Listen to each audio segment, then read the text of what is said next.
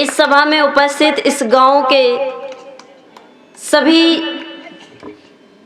यज्ञ प्रेमी बंधुओं, धर्म प्रेमी बंधुओं, पूजनीय वंदनीय मातृशक्ति, एक बार अपने लिए भी जोरदार तालियां बजाएंगे सम्मान के लिए। जो राग द्वेष रखते होंगे वो ताली नहीं बजाएंगे। पता चला कि आधे से ज्यादा लोग राग द्वेष रखते हैं, आपस में रखते हो जी। तो दोबारा से एक बार एक दूसरे का सम्मान करेंगे, तालियों के द्वारा जोरदार तालियों से सम्मान करेंगे सभी का। सम्मान रहेगा तो प्रीति बढ़ेगी, और प्रीति रहेगी तो बोलो समाज अच्छा बनेगा। तो मिलजुल करके चलना चाहिए। वेद भी कहता है संगच्छध्वम संबद्धम संभो मनांसी, संग मिलकर के चलो, संग बोलते हुए चलो, एक साथ कार्य करो तो अच्छा काम होगा। तो बंधुओं कोई भी काम करो मिलजुल करके करना चाहिए, एक दूसरे का सहयोग करना चाहिए, हमारा मुख्य कर्तव्य है। तो आइए मैं अपनी बात को आगे बढ़ाते हुए बंधुओं, मैंने प्रातःकाल दोपहर की सभा में भी निवेदन किया था, यदि बच्चे अच्छे बनाने हैं, संस्कार देना है, तो पहली गुरु माँ किसे बताया? अपनी माँ को बताया कि पहली गुरु माँ होती है। उसके बाद पिता गुरु होता है, और जब 5 साल का बच्चा हो जाए तो बोल दो जरा कहाँ भेज देवे? गुरुकुल में भेज देवे। गुरुकुल में वो शिक्षा मिलती है, वो इतिहास मिलता है, वो संस्कार मिलते हैं बंधुओं। आज विद्या की कोई कमी नहीं है, आज शिक्षा की कोई कमी नहीं है। कमी किसकी है बोल दो जरा? संस्कारों की। आप कितना भी पढ़े लिखे हो, कितने भी पैसे वाले हो, यदि संस्कार नहीं है तो सब कुछ तुम्हारा जीवन में, सब जीवन बेकार है। तो संस्कार पहले होने चाहिए। तो ऋषि दयानंद ने लिखा कि 16 संस्कार बोलो प्रत्येक मनुष्य को, बच्चों को कराने चाहिए।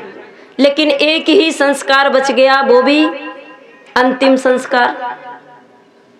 अंतिम संस्कार वो भी कुछ थोड़ी बहुत लिए। अंतिम संस्कार कैसे किया जाता है ये भी ऋषि दयानंद ने लिखा है कि जितना व्यक्ति के शरीर के अंदर वजन है उतना घी सामग्री होना चाहिए। ये लिखा है, जितना भार, जितना वजन मनुष्य के अंदर है उतना घी सामग्री होना चाहिए, तब अंतिम संस्कार करना चाहिए। खैर कोई बात नहीं, 16 संस्कारों का वर्णन किया गया बंधुओं, और अपने बच्चों को गुरुकुल में पढ़ाओगे तो ये संस्कारों का ज्ञान है वो आचार्य लोग कराते हैं। और गुरुकुल में पढ़ने का क्या फायदा होता है, कैसे बुद्धि तेज होती है बच्चे की, बहन कैसे आगे बढ़ती है। तो दृष्टांत याद आया, दृष्टांतों से बहुत जल्दी समझ में आ जाता है, लेकिन यह सच्ची घटना मैं आपके सामने सुनाने जा रही हूँ। क्या एक गुरुकुल की पढ़ी लिखी लड़की की जब शादी पौराणिक परिवार में हो जाती है, और जैसे ससुराल में पहुंची तो माताएं आज सभी जानती है, जब नई बहू घर में आती है तो मंदिर में ले जाते हैं पूजा के लिए। सासू माँ बोलने लगी, बेटी कल मंदिर में जाना है, नहा धो करके तैयार रहना। अब बेटी के मन में विचार आया, बहू के मन में, कि मैंने तो कभी पूजा, पत्थरों की पूजा करी नहीं, मुझे तो पूजा करनी आती नहीं, कैसे पत्थरों की पूजा करते हैं। अगर मैंने मना कर दिया तो सास ये सोचेगी ये तो घर में आते ही अपना बोलो मनमानी कर रही है। अब देखना, ध्यान से सुनना, अपनी सास को कैसे लाइन पे लाती है ये बहन, कि ठीक है माँ मैं प्रातःकाल चलूंगी। प्रातःकाल हुआ, सास आगे आगे और बहू पीछे पीछे, सास के हाथों में थाली, उसमें फल मेवाएं, मिष्टान, मिठाइयाँ, और दीपक जला करके आगे आगे सास चल रही, पीछे पीछे बहू। और जैसे मंदिर आया, आपने देखा होगा मंदिर के सामने 2 पहलवान खड़े मिलते हैं भाला लेकर के। बहू कहने लगी, माँ बाद में अंदर जाऊंगी, पहले इनसे परमिशन ले लो, पहले आज्ञा ले लो। मेरे आचार्य लोगों ने सिखाया है कि कहीं पर भी जाओ पहले आज्ञा लेकर के जाओ, माता पिता से पूछ करके जाओ। इसीलिए पहले हम मंदिर में जा रहे हैं तो इनसे पूछ लो। सासू कहने लगी, बेटी ये तो कोई बोलते नहीं है, ये तो पत्थर की मूर्ति है, आप अंदर चलो। खैर कोई बात नहीं, जैसे आगे और बढ़ी पता चला 2 शेर मुंह फाड़े खड़े हैं। 2 शेर मुंह फाड़े खड़े हुए हैं। वो बहन कहने लगी, माँ अब मैं अंदर नहीं जाऊंगी, ये शेर तो मुझे खा जाएंगे। यदि आपके गांव में एक शेर आ जाए तो कोई बचेगा क्या यहाँ पे? कोई रहेगा क्या यहाँ पर? सभी भाग जाएंगे, गांव छोड़ जाएंगे। कह रही, माँ यहाँ तो 2-2 शेर हैं, मैं अंदर नहीं जाऊंगी। तो सास कहने लगी कि बेटी तू तो बहुत भोली है, तू तो बड़ी सीधी है, कैसे तेरा जीवन चलेगा? बेटी ये तो पत्थर की मूर्ति है, ना तेरे को कुछ करेगी, ना तेरे को कष्ट पहुंचाएगी, ना बोलेगी, ना चालेगी। सास ने समझाया बहू को, वो आगे ले गई बहू को। पता चला जैसे मंदिर में घुसी तो उसमें शेरा वाली माँ शेर पर बैठी थी।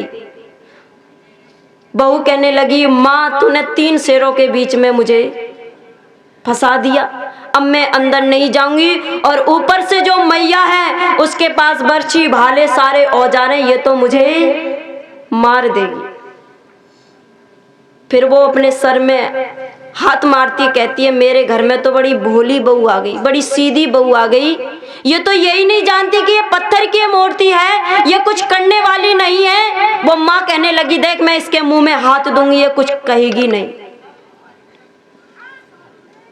वो समझाने लगती है तो बहू कहती है, अच्छा माँ ये बताओ, जो मेवाएं फल और ये मिठाइयाँ आप लाई हो थाली में सजा करके, किसके लिए लाई हो?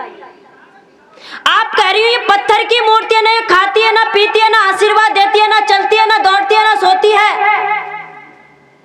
आप किसकी पूजा करने के लिए आई हो यहाँ पर? तो कहती है कि बात तो तू ठीक कह रही है।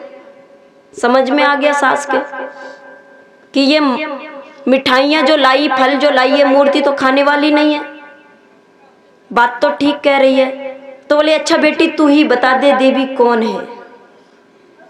तो हाथ में थाली लेकर के अपनी सास के मुंह में मिठाई देती है और कहती है, अपनी सास से निवेदन करती है कि माँ मेरी देवी और देवता कौन है सुन।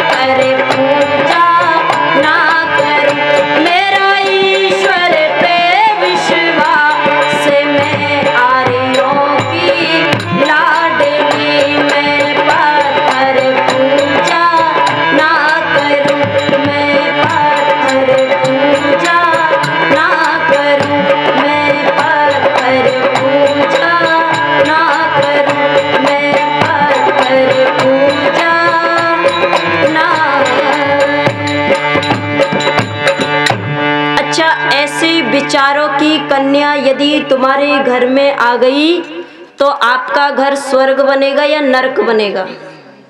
स्वर्ग बनेगा। और सभी चाहते हैं कि हमारे घर में बहू आए तो बड़ी सुशील अच्छी बहू आए। लेकिन बंधुओं, जब तक आप अपनी बेटी को गुरुकुल में नहीं पढ़ाओगे तो बहू भी बोलो इंग्लिश मीडियम की आएगी, वही कट जींस पहनने वाली आएगी, वही ब्यूटी पार्लर वाली आएगी जो हर महीने बोलो मेकअप मांगती हो। लेकिन बंधु, ऐसी जो बहनें होती हैं वो अच्छी संतानों का निर्माण किया करती हैं। इतिहास में जब मेरी दृष्टि गई, पता चला माँ जीजाबाई अपनी संतान का निर्माण करती है, पालन पोषण करती है, संस्कार देती है। क्या जीजाबाई जब अपने बेटे शिवा को, बोलो सभी ने सुना है इतिहास, कैसा पालन पोषण, कैसे संस्कार देती है, कैसी लोरियां सुनाती है। और आज की बहनें लोरियां सिखाती हैं, लल्ला लल्ला लोरी, दूध की कटोरी, दूध में बतासा और लल्ला करे। फिर वो लल्ला जिंदगी भर तमाशा करता है, कभी शराब पी करके तो कभी जुआ खेल करके।